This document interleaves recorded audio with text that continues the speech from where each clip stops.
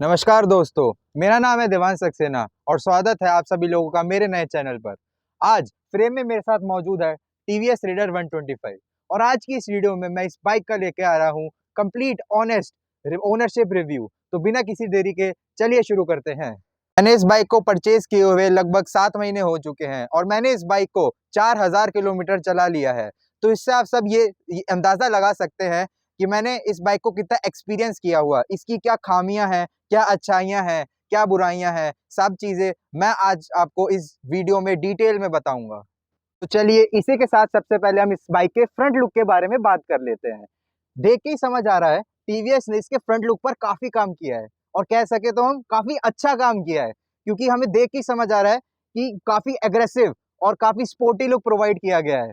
Headlight की बात कर ली जाए तो हमें इसमें एलईडी हेडलाइट सेटअप दिया गया है, डीआरएल लाइट्स दी गई है, मीटर पर हमें टीवीएस की 3D ब्रांडिंग प्रोवाइड की गई है, उसी के साथ नीचे रेडर के आर का स्टिकर दिया गया है। सस्पेंशन की बात करें तो इसमें हमें टेलीस्कोपिक सस्पेंशन मिलते हैं। फ्रंट में हमें 17 इंच के एलॉय व्हील्स दिए गए हैं और ब्रेकिंग सिस्टम की बात करें तो इसमें हमें कंबाइंड ब्रेकिंग सिस्टम मिलता है। वो क्या होता है? कंबाइंड ब्रेकिंग सिस्टम में अगर हम पीछे का ब्रेक लगाते हैं तो हमारा आगे का भी 25% ब्रेक लगता है, जिसके वजह से हमारी बाइक की ब्रेकिंग एनहेंस होती है और स्किड भी बहुत कम होती है। वहीं हम अगर इसकी ब्रेकिंग की बात करें तो फ्रंट में हमें डिस्क ब्रेक दिए गए हैं 240 mm के। तो इसी के साथ चलिए अब हम इसके रियर व्यू के बारे में भी बात कर लेते हैं। जैसा कि आप सब लोग देख सकते हैं, टीवीएस ने हमें काफी यूनिक डिजाइन की टेल लाइट्स प्रोवाइड की है। उसी के नीचे हमें जो है एक लॉक दिया गया है। अब आप लोग ये सोच रहे होंगे ये लॉक किस चीज का है। ये लॉक जो है, ये जो सीट पे जिसपे मैंने हाथ रख रखा है, इसके नीचे इसका बूट स्पेस दिया गया है, उसी का ये लॉक है। बाकी कुछ ज्यादा फीचरिस्टिक नहीं है, नॉर्मल फीचर्स है, बेसिक चीजें दी गई है, इंडिकेटर्स है, रिफ्लेक्टर्स है और नंबर प्लेट है। चलिए अब इसकी मैं आपको एग्जॉस्ट साउंड सुनाता हूँ।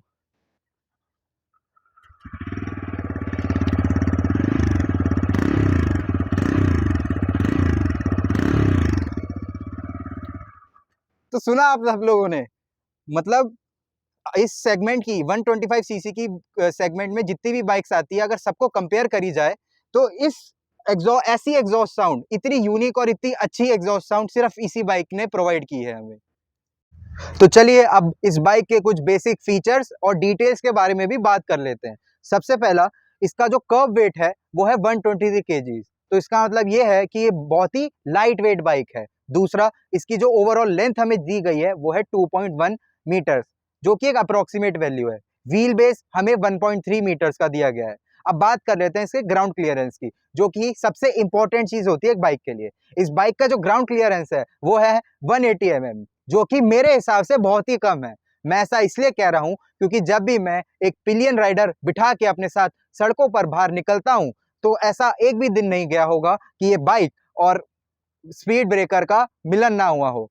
इसका मतलब ये है कि बाइक को लेके जब भी मैं बाहर निकलता हूं, अगर मेरे साथ कोई भी बैठा है पीछे, तो बाइक हमेशा स्पीड ब्रेकर पे थोड़ा हल्की सी भी लग जाती है। तो जब भी बाइक लगती है तो ये चीज दिल को तो बहुत चुभती है। तो ये बहुत ही बड़ा इस बाइक का ड्रॉबैक है कि इसका जो ग्राउंड क्लियरेंस है वो बहुत ही कम है। अब जब मैं ड्रॉबैक्स की बात कर ही रहा हूं तो मैं एक और इसका ड्रॉबैक बताता हूं। अगर जैसे ऐसे राइडर्स को बाइक लेनी है जिनको नाइट राइड्स बहुत पसंद है, तो उनको इसमें थोड़ी सी निराशा जरूर महसूस होगी। क्यों? क्योंकि जब भी मैं रातों में इस बाइक को चलाता हूं तो इसकी जो हेडलाइट है उसकी जो इंटेंसिटी है वो बहुत ही कम है, मतलब ना के बराबर दिखता है।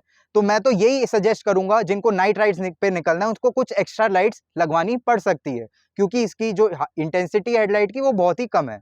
अब बात कर लेते हैं इसके इंजन की।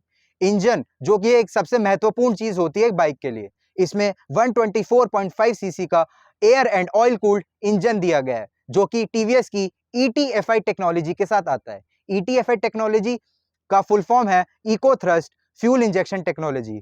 इस टेक्नोलॉजी की वजह से जो बाइक की मेंटेनेंस कॉस्ट है वो बहुत ही लो हो जाती है। पावर और जो टॉर्क जनरेट करती है बाइक वो मैक्सिमाइज हो जाता है। फ्यूल कंजप्शन जो है वो बहुत ही कम हो जाती है। ओवरऑल इस टेक्नोलॉजी के फायदे ही फायदे हैं, कोई भी नुकसान नहीं है। अब बात, जब हम इंजन की बात कर ही रहे हैं तो अब बात कर लेते हैं इसकी पावर की।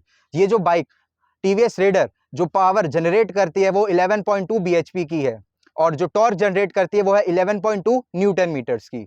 अब बात कर लेते हैं इस बाइक के बारे में, थोड़ी सी बिल्ड क्वालिटी के बारे में, कि इस बाइक की बिल्ड क्वालिटी कैसी है। ओवरऑल बात करी जाए तो काफी अच्छा प्लास्टिक इस्तेमाल किया गया है, हाई क्वालिटी प्रीमियम प्लास्टिक है, और इसकी जो फ्यूल कैपेसिटी है वो है 10 लीटर्स की। ओवरऑल देखने में भी बाइक बहुत ही एग्रेसिव स्टाइलिश है, और ओवरऑल जो लुक देखा जाए रोड प्रेजेंस बहुत ही बढ़िया देती है ये बाइक। तो चलिए अब इस बाइक के माइलेज के बारे में भी कुछ बात कर ली जाए। टीवीएस कंपनी जो क्लेम करती है इस बाइक का माइलेज, कहती है 67 किलोमीटर पर लीटर का माइलेज देती है, लेकिन मैंने जितना महसूस किया है, 7 महीने हो चुके हैं मुझे इस बाइक को लिए हुए, और मैंने इस बाइक से, आप मानेंगे नहीं, 80 किलोमीटर पर लीटर का भी माइलेज निकाल रखा है। तो जितने भी लोग कहते हैं बाइक से माइलेज नहीं निकलता, ये नहीं निकलता, ये नहीं होता, वो नहीं होता, ये सब फालतू की बातें हैं, सब बेफिजूल की बातें हैं। सब चीजें राइडर पर डिपेंड करती है कि राइडर अपनी बाइक को किस हिसाब से, किस तरीके से चला रहा है, किस वे में चला रहा है, उस हिसाब से माइलेज निकलता है। बाइक तो माइलेज निकालने के लिए ही होती है, बस राइडर पर डिपेंड करता है कि माइलेज कैसे और किस प्रकार से निकाला जाए। अब चलिए अब बात कर लेते हैं इस बाइक के इंस्ट्रूमेंट क्लस्टर की। तो हमें यहाँ देखने को मिलता है कंप्लीटली डिजिटल टीएफटी डिस्प्ले, जिसमें कि हमारी सारी इंफॉर्मेशन कवर हो जाती है। सबसे पहला तो हेलमेट इंडिकेटर दिया गया है, दूसरा हमें दिया है गियर इंडिकेटर, उसी के साथ हमें ओडोमीटर हो गया, हमारा स्पीड का हो गया, स्पीड इंडिकेटर, टॉप स्पीड भी बताती है, टाइम हो गया, आरपीएम कितना है, एवरेज हो गया। यहाँ पे दो बटन्स दिए गए जिससे हमारे मोड चेंज और टाइम वगैरह सेट होता है। दूसरा हो गया हमारा ट्रिप ए, अगला हो गया ट्रिप बी, फिर हो गई हमारी रेंज। ये सब हमारी कवर हो जाती है टीएफटी डिस्प्ले में। लेफ्ट तरफ आ जाए तो हमें दिया है स्विचेस, हमारे हॉर्न के switch, indicators, high beam, low beam, pass. Right में आ जाते हैं तो हमें दिया है सेल्फ स्टार्ट का switch, eco mode and power mode. Eco mode क्या है? इको मोड आपकी सिटी कम्यूटिंग, डेली राइड्स के लिए है, जिसमें हमारा अच्छा माइलेज देगी और फ्यूल कंजप्शन भी कम होगा। भाई अगर हम पावर मोड पे स्विच हो जाते हैं तो हमारी लॉन्ग राइड्स और हाईवे राइड्स के लिए काफ़ी अच्छी चीज़ है। इसमें हमारा एक्सेलरेटर भी पूरा खुल जाता है, जिससे कि स्पीड भी काफ़ी अच्छी हो जाती है, लेकिन हमारा माइलेज भी बहुत कम होता है। अब उसी के नीचे अगर हम देखें तो यहाँ पे हमें यूएसबी चार्जिंग पोर्ट भी दिया गया है। इससे फास्ट चार्जिंग सपोर्ट नहीं करता है, लेकिन फिर भी बेसिक चार्जिंग हमारी हो जाती है। चलिए अब इस बाइक के एक्स शोरूम प्राइस और ऑन रोड प्राइस के बारे में भी बात कर लेते हैं। इसका जो एक्स शोरूम प्राइस है दिल्ली के हिसाब से अगर देखा जाए तो वो है 94,700, और सब मिल मिला के इसका जो ऑन रोड प्राइस पड़ता है वो पड़ता है 1,12,000 से लेके 1,19,000 तक। मुझे ये बाइक 1,19,000 की ही पड़ी थी। अब बात कर लेते हैं इसके कलर्स की। इसके बहुत सारे अलग अलग कलर्स आते हैं, इसमें टोटल 4 कलर्स आते हैं। सबसे पहला हमारा जो कलर है रेड कलर, दूसरा ब्लैक कलर, तीसरा आता है हमारा येलो कलर, चौथा आता है ब्लू कलर। अभी कुछ ही समय पहले टीवीएस ने इसमें 2 नए मॉडल्स और ऐड करे हैं, जो कि है पहला ब्लैक पैंथर एडिशन और दूसरा है आयरन मैन एडिशन। अब बात कर लेते हैं इस बाइक के वेरिएंट्स की। इसमें टोटल 4 वेरिएंट्स आते हैं। पहला वेरिएंट है सिंगल सीट वेरिएंट, जिसमें कि सिर्फ एक सिंगल सीट होगी। दूसरा है स्प्लिट सीट वेरिएंट, जो कि मेरा वेरिएंट है, मेरा है सिंगल स्प्लिट सीट वेरिएंट। तीसरा आता है एसएक्स वेरिएंट और चौथा आता है एसएसई वेरिएंट।